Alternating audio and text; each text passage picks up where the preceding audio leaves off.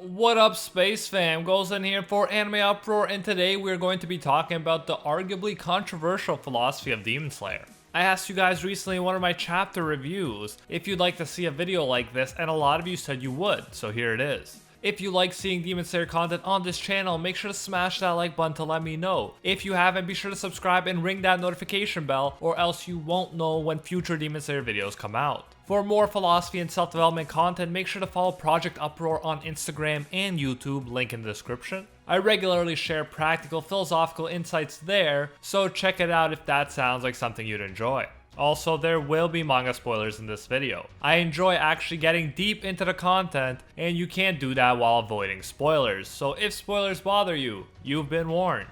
Now, without further ado, let's jump into the philosophy of Demon Slayer. I immediately noticed the difference between Demon Slayer and a lot of other shonen manga and anime. If you didn't know, shonen is the most popular demographic in Japan for manga. According to the ever-trustworthy Wikipedia, shonen are primarily targeted towards boys between the ages of 12 and 18. That doesn't mean that 60-year-old women can't enjoy them, they're just not the main intended demographic. Demon Slayer is a shonen manga like One Piece, Naruto, Black Clover, and My Hero Academia, but there's an interesting difference. We will first look at some of these other shonen manga so that we can better understand Demon Slayer by contrast, so bear with me. Usually in shonen manga, the main character wants to be the best or strongest in some way, and the series is about them pursuing that goal. For instance, Luffy wants to be the Pirate King, Naruto wants to be Hokage, Asta wants to be the Wizard King, and Deku wants to be the greatest hero. In these anime, the fact that these characters have this huge ambition and won't compromise even if it means fighting destiny itself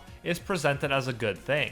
There's more nuance to it, but the general idea is that through willpower and hard work, they'll be able to overcome any obstacle. They just need to have the belief in themselves and try hard enough. These characters often go around loudly proclaiming to people that they will be the best. They will achieve their goal no matter what. For instance, even when Asta lost his ability to use his arm, and was told that he'd never be able to swing a sword again, he refuses to give up on his dream. He calls out fate itself. He is willing to fight against destiny. Luckily his arms got healed, but what if he was injured as bad as Rock Lee after the Gaara fight? Rock Lee wasn't talented, but he worked harder than arguably anyone in order to become a great ninja. Then he gets defeated by a talented someone who worked less hard than him. He got severely injured in the battle. If he wants to keep being a ninja, he needs to undergo surgery. There's a 50% chance that he'll die from that surgery. As Rock Lee says, and I quote, "This time working hard or believing in myself won't change a thing," end quote. Again, luckily the surgery is successful and Rock Lee can keep being a ninja. However, what if he was injured so bad that surgery wouldn't help and he couldn't be a ninja? What if Asta was injured so bad that he couldn't be the Wizard King? What if they tried everything and they reached a point where hard work really wouldn't change a thing?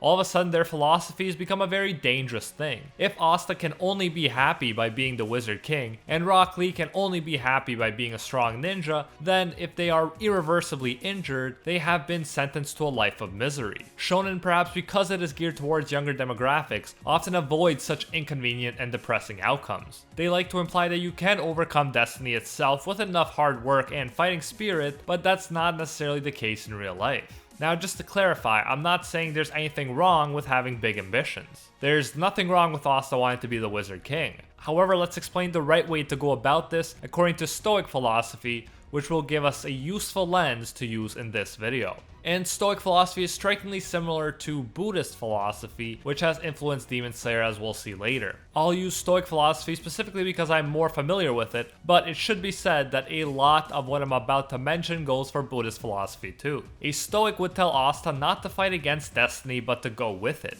After all, if it truly is destiny by definition, it can't be changed. The Stoics would advise us to accept things that we cannot change. So if Asta could not fight anymore despite trying everything he possibly could, he should accept that. As humans, we have the ability to decide what we focus on. We can focus on what we can't have and live a miserable life, or we can be grateful for what we do have and live a happy life. If Asta could no longer fight, he could still be grateful for being alive. He could look for other ways to help his kingdom and his friends. The point is, he could be happy even if he wasn't able to fight and become the Wizard King. You should frame your goals, no matter how ambitious, in such a way where you can't fail. Let me explain. For instance, entrepreneur Gary Vaynerchuk's goal is to try to buy the New York Jets. He enjoys the journey of trying to get to this goal. He'll do everything he possibly can to get to that goal, but in the end, he won't be miserable for the rest of his life if he fails to buy the jets. Similarly, the Stoics would be fine with Asta's external goal of being the Wizard King, however Asta should reframe his goal as follows: I will do everything within my power to increase my likelihood of becoming the Wizard King. The idea is to do your best. You literally can't do more than that. Enjoy the process of doing your best, and in the end, if you don't succeed, that's alright. You committed to the process of doing your best, but all the while you were detached from the outcome. After all, if you were constantly obsessing over the outcome, you would arguably be less clear-minded and effective in your execution of the process. Now let's finally look at Demon Slayer. We now know how the idea of fighting destiny and believing that you can accomplish anything if you just work hard enough is not stoic. You can make your destination as ambitious as you want, but tie your happiness to the process of doing your best rather than on attaining that goal. The stoic idea is that we can be happy under almost any circumstances if we frame them the right way. However, if we frame them the wrong way, we can turn even a heavenly situation into hell in our own minds. Suffering mainly comes from us desiring our reality to be different than it is. However, the Stoics would say that we don't have to be slaves to our desires. We can, at any point, choose to desire the things we have rather than desiring things we don't have or can't ever have. In Demon Slayer, the mangaka shows us how the usual shonen philosophy can go terribly wrong through the character of Upper Moon 1 Kokushibo. Kokushibo perhaps mistook himself for a shonen protagonist, but alas, he was a side character in a somewhat unconventional shonen manga. Ever since he was a kid, Kokushibo, who wasn't called Kokushibo then but Michikatsu Tsugikuni, wanted to be the number one samurai. His brother Yoriichi didn't need to be number one. He would have been fine if Kokushibo was stronger than him. He even said as a kid that he wanted to become the second strongest samurai, so that his brother could be the first. Right off the bat, Kokushibo has more in common with a shonen protagonist than Yoriichi. Kokushibo is the one that's striving for the number one position. He is willing to work as hard as it takes to get there. He wants to be the best no matter what. In contrast, Yoriichi is not like the conventional shonen protagonist. Everything he does seems so effortless. He doesn't have that need to be number one. He can be happy even if he were never to accomplish such an ambitious goal. So, if we use usual shonen logic, who should become the strongest samurai? Well, Kokushibo obviously. He wants to be the best. He's stated his goal, and he's prepared to work hard as it takes to achieve his goal. However, the usual laws of shonen are reversed. Yoriichi, the one who isn't obsessed with being number one, ends up being number one. The one who doesn't care about the outcome is the one who ends up being the strongest. Yoriichi, who had way less practice than Kokushibo, beats a sword expert badly in a sparring match the first time he tries. He doesn't get excited about his power and how it increases the chance that he'll be the strongest samurai. Rather, he says he no longer wants to be a samurai because he can't stand how it feels hitting people. Eventually though, despite how reluctant he is, he lifts his sword for the greater good. He uses his sword to kill demons and save people. Kokushibo thought that if he put in every ounce of effort, he could grow stronger than his brother, but it never worked. While Kokushibo was obsessed with swordsmanship, the extremely talented Yoriichi was bored of such conversations. Eventually Yoriichi left, but came back later to save Kokushibo when he was attacked by a demon. Kokushibo lived peacefully for the 10 years that Yoriichi was gone. But when he returned, he couldn't help but compare himself to his little twin brother again. He was shocked at how Yoriichi had mastered the sword. It destroyed his serenity, and his stomach began to burn with envy and hate.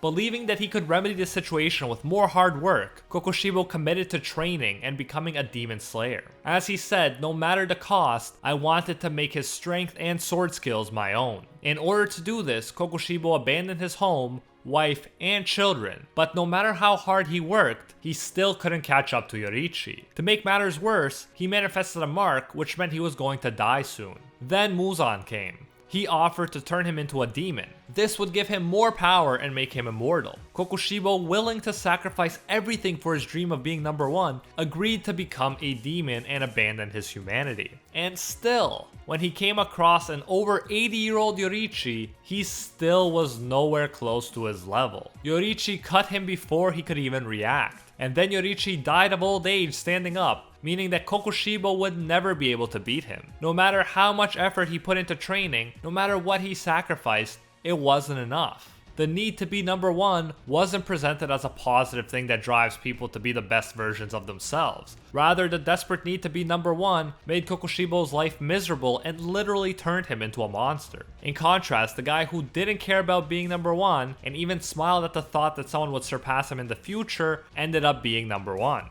Rather than constantly saying that he'd be the best, he was humble. He said that he wasn't so great. For Yoriichi, he viewed himself as just a line in the long book of human history. This guy, who did his best but never felt the need to be the best, is the one that became the strongest samurai. To me, this story is fascinating. It shows the dark side of being desperately attached to an outcome that ultimately you don't have control over. Rock Lee was willing to risk death rather than living the rest of his life not being able to fight as a ninja. Luckily, there was a chance of bringing his ability to fight back. But if there wasn't, there were other options available aside from him just killing himself. He could have found happiness and meaning in contributing to the village in any other way that he could. Perhaps he would have become a famous shinobi philosopher. Similarly, Kokushibo didn't have to be miserable. If he really wanted to try to be the best samurai, then he should have made his goal the following: I will do my best as I aim toward becoming the number one samurai while not violating my own principles. As long as he was doing his best, he should have been happy and enjoyed the journey even if he never became the best. Alternatively, he could have looked at all the other stuff he had going in his life that Yoriichi didn't. He picked one thing that Yoriichi was naturally better at and decided that he couldn't be happy until he surpassed him.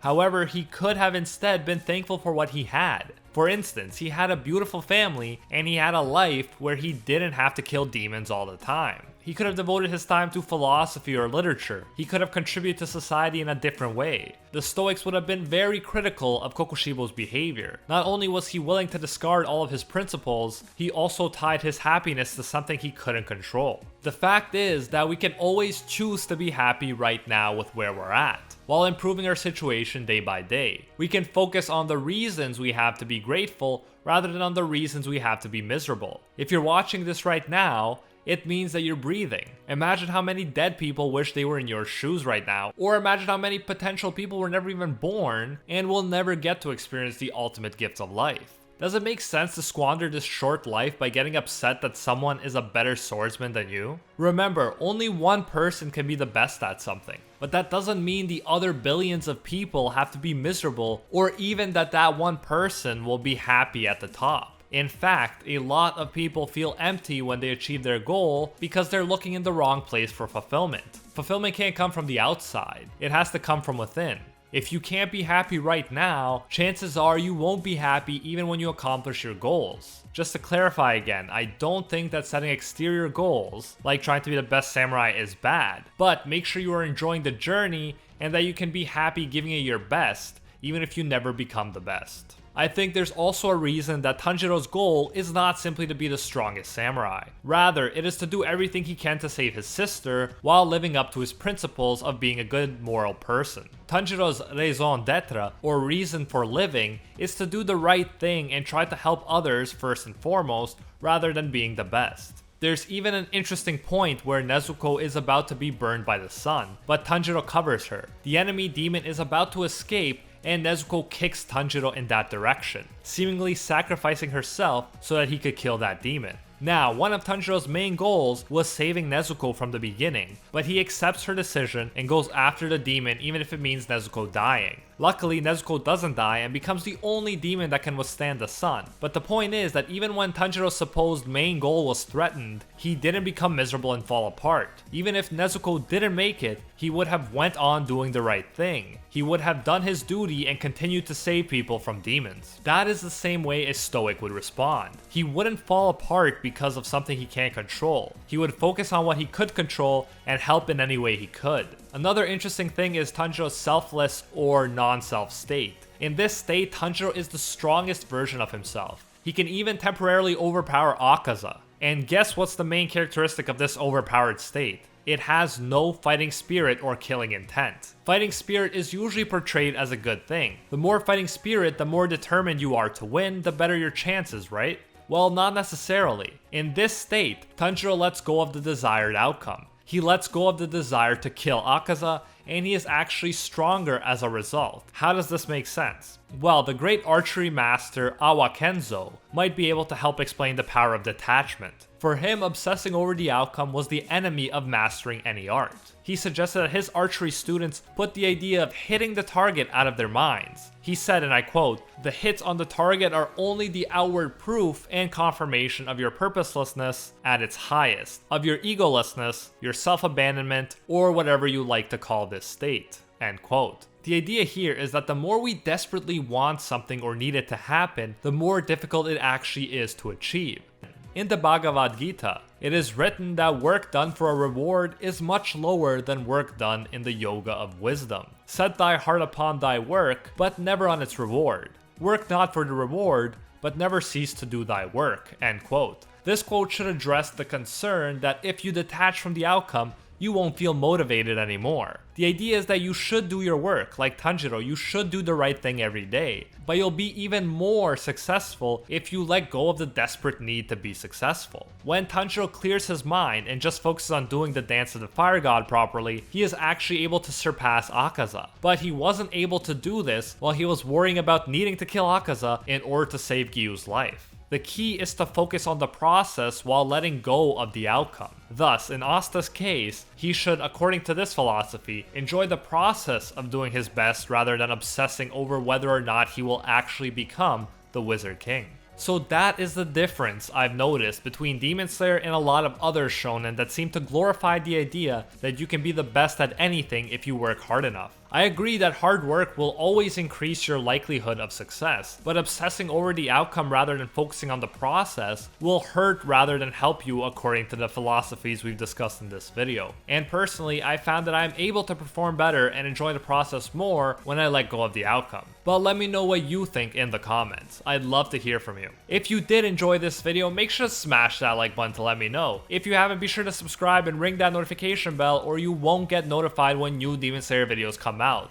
For more philosophy and self-development concepts, follow my Instagram at Project Uproar and the Project Uproar YouTube channel. I'll link both in the description. A big thank you goes out to our patrons over on Patreon who help make videos like this one possible. I especially want to thank our Pro Hero tier patrons, the one and only Gilgamesh, Nothing But a Fan, Jason Wilson, King Zeldris, Angel Cruz, Steelers, Poet Pablo, Atropos Wraith, $50 Beat, Ekarat GN, Anatoly Kazatsky, DJ Nathaniel, and Alpha Dio. And are the 1-tier patrons, the ones who stand atop all clans, Steven Ingrata, Alola Anatem, MattyMac239, Makoto Kun, and ya boy Seth. If you enjoy our work, you can support more of it by going over to patreon.com/AnimeUproar and becoming a patron today for as little as $1. If you do so, you'll get your name featured in future videos alongside these amazing people right here, and you'll even get access to our private patron-only Discord. So check out patreon.com/AnimeUproar, link in the description if you're interested. You can also now join the YouTube channel and support more content that way if you prefer. No matter what way you choose to support us, you'll get the same great benefits. Anyways, thanks again for everything, and until next time, see you, Space Cowboys.